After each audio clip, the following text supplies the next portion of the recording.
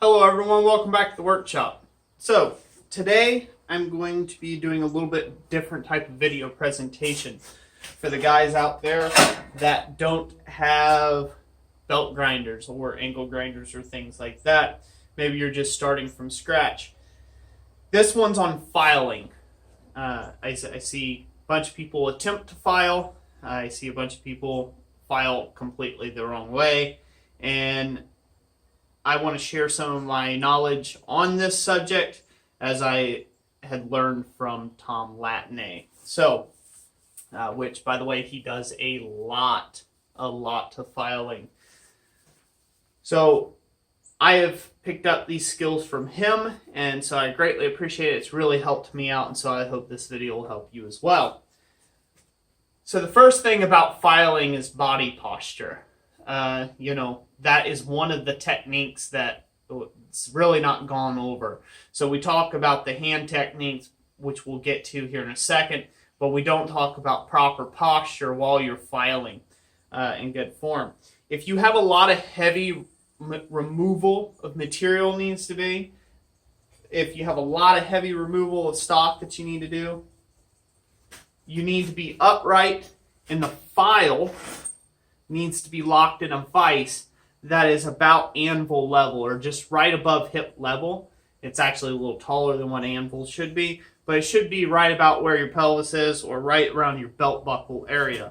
And you should be able to give it good, solid strokes like that. And you want to use the entire file. And wear safety glasses because it does throw you chips. But you want to get your body into it when you do it. This is the proper filing posture. You want to use your body to push the weight and not your arms. Your arms are eventually going to tucker out and they're going to wear out. And too much arm movement creates a filing that looks like this. And what that does is that actually doesn't create a flat square surface that rounds the front and back edge. Or if you're leaning too much because you're getting wore out, now your filed piece of work is tapering. So get your whole body working with your knees into the action and keep the file, focus on keeping the file flat across the plane.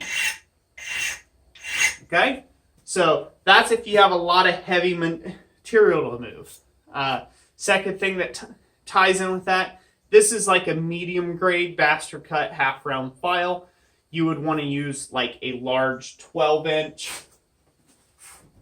like so, 12 or 14-inch rough cut file to take and do a lot of the heavy work for heavy shaping. You only want to move to the finer files once you're getting closer to dimension. Second little tip there. So body posture is everything. Once you get to the fine detail work, then it is okay to bring the file work up to a much higher vise. But when you get it, because at that point you're trying to see what you're doing. And so arching over like this all day to look at it is not good. I have done this to myself on multiple occasions because I've got one vise right now. It's mounted pretty low and I don't want to take the time to sit down and everything like that. And I end up feeling it in my back at the end of the day. So bending over and arching over and hunching, that is just not good posture. You don't want to do that. So if you're getting to the finished filing bit, where you're ready to really try to see everything, bring it up to a nice comfortable level. And I like to say it's about chest. It's like just right under the sternum here level. And that way you can see good enough, but your arms can be in a nice balanced neutral position for you. Now once again, these aren't measurements given to you because I don't know how short you are or how tall you are. So move it to where your arms are in a nice comfortable position, because filing does take time. So that means it takes energy, and then that means you have to take and be able to have the stamina to continue the process. So just your simple body posture will take and help with your filing. So now we'll go ahead and move on to actual technique, and I hope you guys are enjoying this video so far. So the filing technique that I use is just like as if you were to go change grits on sandpaper on a belt, or an angle grinder or anything like that. There are coarse grit files essentially, or coarse cut files. They're not grit, but they're cut. Coarse cut files all the way down to very fine mill files that are for really fine finishes on the material. And so it does you no good to use a mill file on something where you need a bastard file or bastard cut file. Something that has really rough patterning, so this way you can hog off the material. So start with your coarser and then work down to your finer. If you only have a few files at your disposal, you just have to use those. And my rule of thumb on that is use your sharp file to do heavy material removing, and then use your duller files to work the finish brighter, so to speak. So because a wore out file obviously is not as sharp, and so therefore it will not leave as heavy a gores into the piece. So those are some tips there for the actual technique, filing technique. That being said, I'll go ahead and go with this. Since this is already a brightened finish, I'll just use this little file here. The thing that you want to do when filing is files have a cut. It's usually at a diagonal. There's a main cut line. This one is usually at, well, whatever it is. It's like a 30 degree or something like that. Okay? This line is what you want to line up with the material. You don't come straight in with the file. You want to line that line up. So it's going to look like you're almost dragging it at a diagonal, kind of like this across the piece. I have found that that's the best way to remove material the quickest and produce a nice even finish.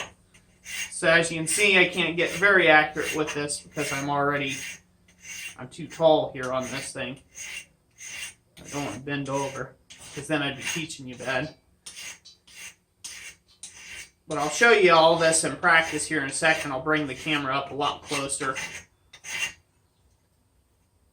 There, I milled that off to like one nice flat surface now.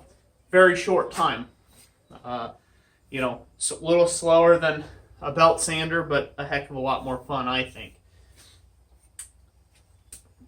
Next point. Always keep your files, when you're done with them, stowed in something. I like a greasy rag. You can have maybe like a tool pouch that you slip all the different files into. It's very important not to just leave them laying around, laying on your anvil, dropping on the floor, smacking up against things, as this damages the teeth and therefore wears out the file a lot quicker on you. You want it to stay sharp for as long as you can. So you'll see me pull them out of greasy dirt rags like this all the time. And,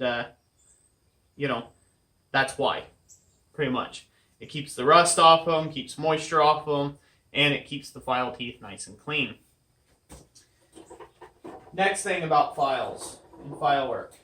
There's this handy little thing that you can buy on the internet. By the way, I will put the links, the affiliate links, in the description for all the files that I use. And you guys, I use all Nicholson files mainly because that's what I have locally. I haven't tried any other files quite yet to recommend anything else. These are made in Brazil, and they seem to work pretty good. But you can also find stuff like this. This is called a file carder or a file brush.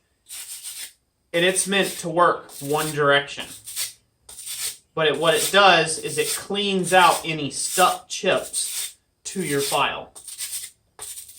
If you look, I worked this at a tangent to the way that it's been cut. Okay? And each one of these have a little hook on them, and they hook down into those grooves and pulls out the chips. So that's how you use those. I'll go into a video in the future with much more detail on that and show you all how to use these, but they really do extend the life of a file. As chips build up in there and you keep rubbing those across, eventually they pack in there, they build heat, and they dull teeth. So it's something that you want to take and keep addressed, and you'll have a good running serviceable file for quite a long time. And yeah, so I think that's mostly it. I'm going to bring you in a little closer. I'm going to show you what a coarse file looks like drawn across there, and then I'm going to go ahead and show you what, you know, the smoothing out of the file does and the difference between the stroke patterns there. And then, you know, we'll see what you all think of the video. So thanks for watching. Okay, everyone, here is my coarse file. I'm going to go across it.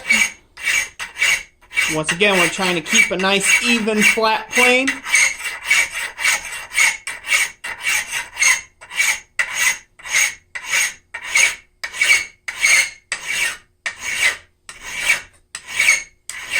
And as you can see, when I stroke the piece, I'm coming from the right to the left, because that's the way the file wants to cut.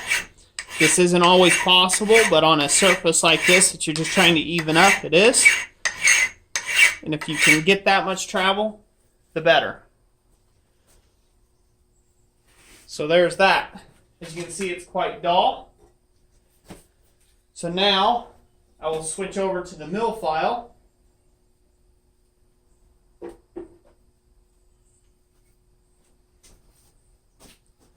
Like so. Align the file and use the full length of the file. And I'm going contrary to the other pattern. The other gore marks.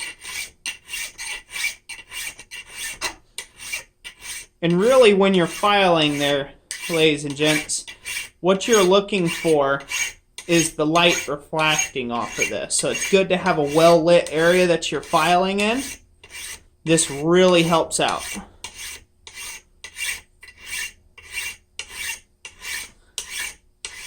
So I've actually dimmed the camera down quite a bit so that hopefully you guys can see this better. But there you go. And then there's the milled finish. So you can see it's quite possible to get quite the high finish obtained on these sort of things in short order. So a file can be a real joy there, ladies and gents. It really can. It can be a real joy to work with. It doesn't have to be a drudgery. I know there's been some people in my comments in the past, it's like, good Lord, get yourself an angle grinder or something. Or whatever. But sometimes it's nice to just take a big step back, a little bit of a breather, and just enjoy some file work. So, anyways, that's it for today. I hope you guys enjoyed this video. If you got any questions for me, leave them in the comments section, and I will try to get back with them. I'll either get back with them in the comments, or I will get back with a future video to answer the questions more in depth. Thank you all for watching. God bless you all, and have a great week.